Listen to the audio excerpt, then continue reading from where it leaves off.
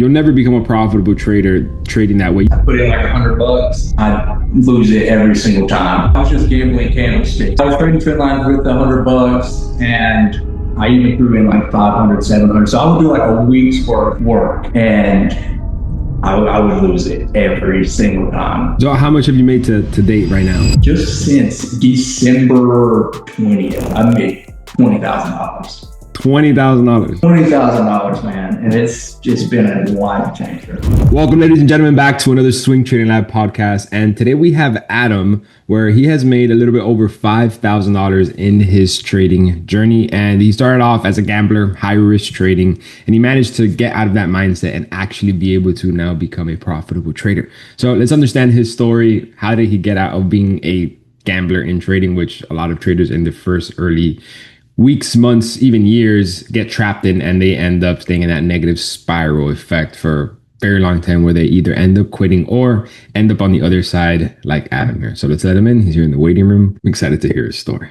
Here we go. Awesome. First off, appreciate you taking the time to do the podcast, man. Yeah, man. I appreciate you having me on here.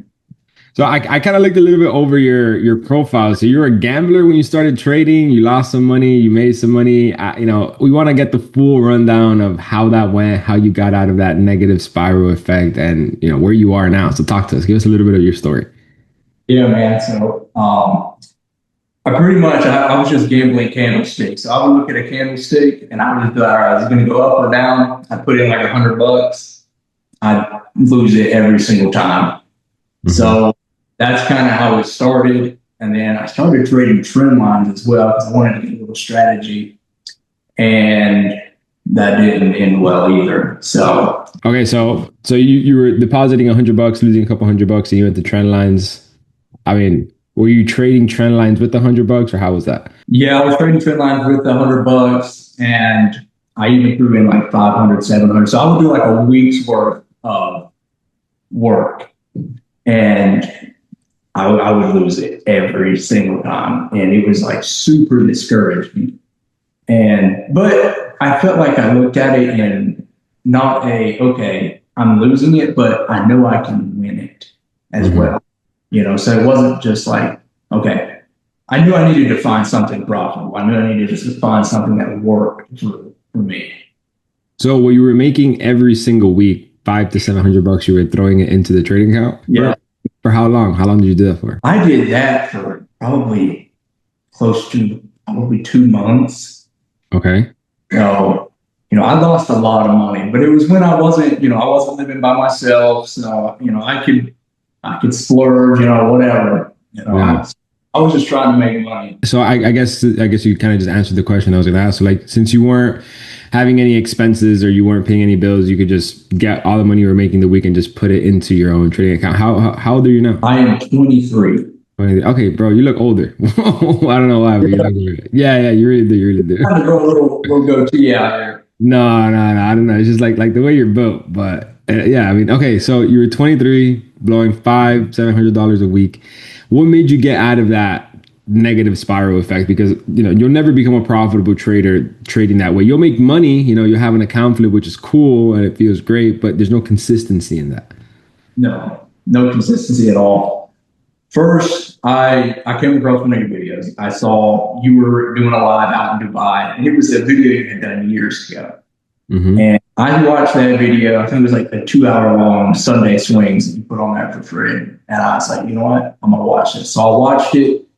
I was hooked, man. I was trying to find everything about that strategy, everything, all the confluences, everything, man. And that's what really got me on the track to seeing profits for the first time. And then what did you start doing? Did you start risking less? Did you start trading less? Did you remove the trend lines? What did you do exactly? No, I probably risked more, actually. Okay. Yeah, no, I definitely did away with the trend lines. That never really worked for me. I felt like I was still gambling. I don't know. It felt so basic that it didn't really motivate me. I feel like having a good strategy that, you actually have to work for. I like that. That's what made me profitable was diving deep into this strategy. And yeah, you're going to lose here and there, but it's just like anything. Practice makes perfect. So, when you practice it and you put in your effort, you're going to get rewarded. And how long after joining the community did you actually start feeling fully comfortable with the strategy and seeing some type of results? Probably 3 months. I did a month of just straight studying and, finding everything I knew. Now, I was still putting in money, I was, but I spent, but I wasn't risking too much. But then after, when I felt a little comfortable, that's when I started putting in, I started taking from my savings account, put it in the broker, and then seeing what I could do with it. So how much have you made to date right now? To date, man, just since December 20th, I made $20,000. $20,000. $20,000, man, and it's just been a life changer. Wow, that's pretty sick. From pretty much like losing every single week. So, how long have you been trading your whole career, your whole journey? I've been in the trading space for about a year, and been in the community for about 8-9 months. 8-9 months. Okay, cool. I mean, honestly, you're still very early into your journey. The fact that you're already a year into your journey and you're seeing some type of results is something that I didn't even have in my journey. I didn't see any results until about year 2.5. So imagine like you losing how you were losing for, those 2-3 months for 2.5 years. Like it was absolutely brutal. It was bad. Dedication. So what was the main thing that led you to have like that aha moment in the technical aspects of trading? What was something that really clicked for you? I would say the confluence list. I knew market structure.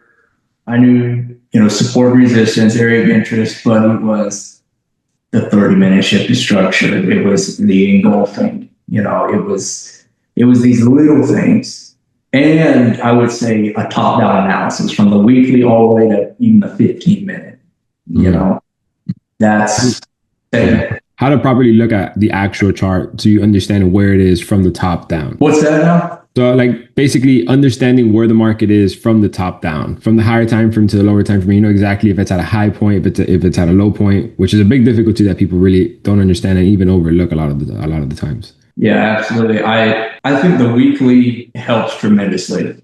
And then getting that perfect A+ setup, the weekly's bearish, the daily's bearish, and the 4-hour bearish, I'm selling. I'm getting, we're below that area of interest. I'm selling. Yeah, and they all, you need each time frame to kind of work with you in order to hit your take profit. What was one of the biggest struggles that you had in your journey, aside from obviously blowing accounts? Shoot, man. I would say prop firms. I don't like them. I don't like firms.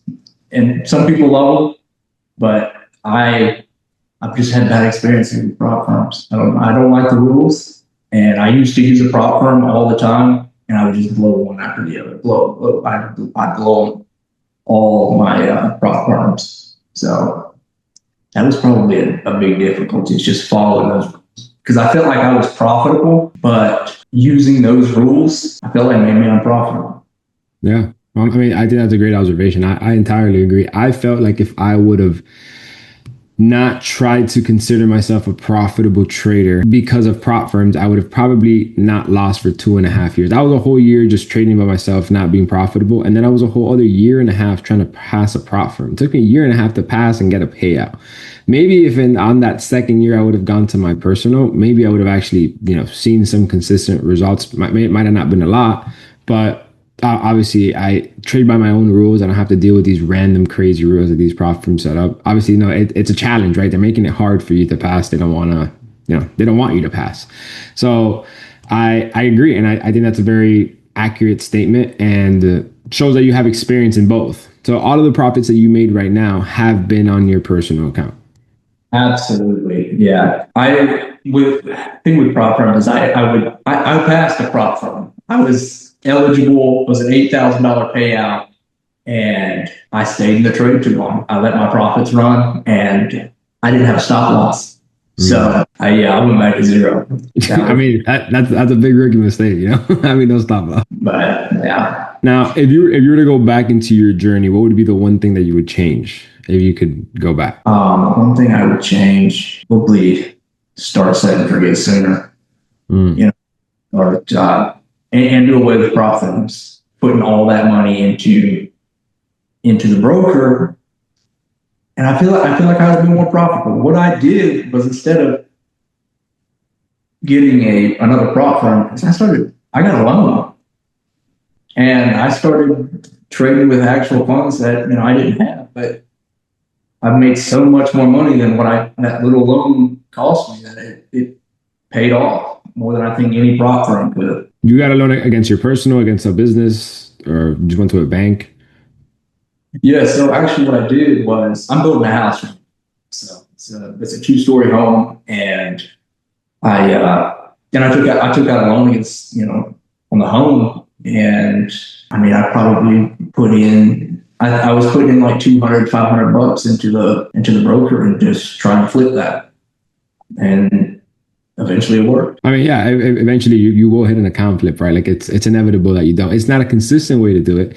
I do think it's a fun way to make trading exciting, because, I mean, you're only in your first year, so you haven't really hit that point yet. But at the point where I am now in year 6, you get very bored of trading. It just really turns into a system, a very boring routine. You approach the market. If there's something, there's something. If there's not, there's not. And you kind of just go about your day. Right now, you're still like in that excitement stage. You're still figuring out. You're still wanting to make money. Once you make the money, it ends up turning into a very transactional thing, right? It's like, all right, is this going to give me a great trade setup or not? And that's great, right? Like that's the end all goal. But that's when I think people should start doing these account flips, how I've done in the past, right? A lot of people, they try and build their career or create a foundation for their trading account to scale properly off of that foundation. I think it's incorrect, because what you end up doing is you end up creating bad habits without realizing, and it becomes second nature. So if the quicker you can get used to trading properly to start off with whatever amount of money, then once you get that foundation, you could go into the account flips, make decent or big money there, that then you take it back and then you trade it safely that way. If all that makes sense, as I'm sure it does. Yeah, man, absolutely. Yeah, I'd say consistently right now, I'm okay with risking $2,000 to $2,500, per trade. And I mean, I can bring anywhere from $4,000 to $5,000 minimum right now. That's just what I'm comfortable with risking, and it's been working consistently. So if you were to give one piece of advice to somebody in your position, right as soon as they're going to start in their journey, like the first day they're going to watch a video, or the first day they want to trade in the market, what would be that piece of advice? You're going to lose, and do not stop. Just let that be fuel to keep going.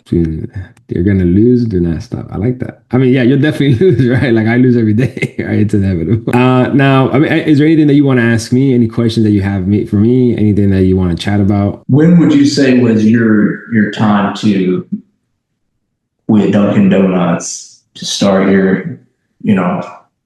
start living off your trading profits? Yeah. So, I mean, I was in a very similar situation as yours. I was living at my mom's. I was working at Dunkin' Donuts. I was there until I was at my mom's until I had about $100,000 saved up. My monthly expenses were literally nothing, exactly like you, right? Probably a couple $100.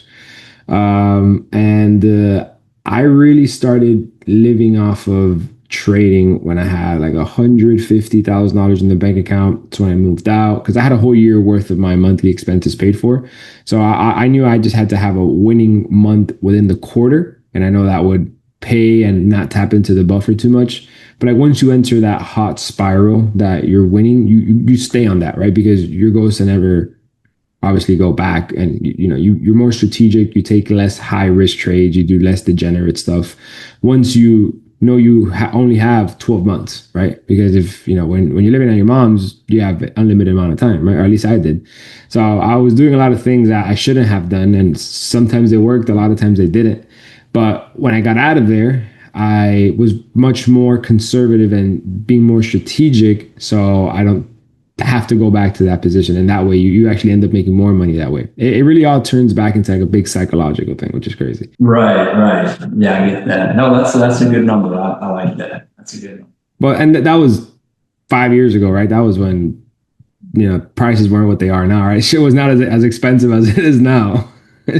Where are you based out of? I live here in North Carolina. So I mean, yeah, nothing there is that expensive, I'd imagine. It's so expensive here, bro. It's expensive there.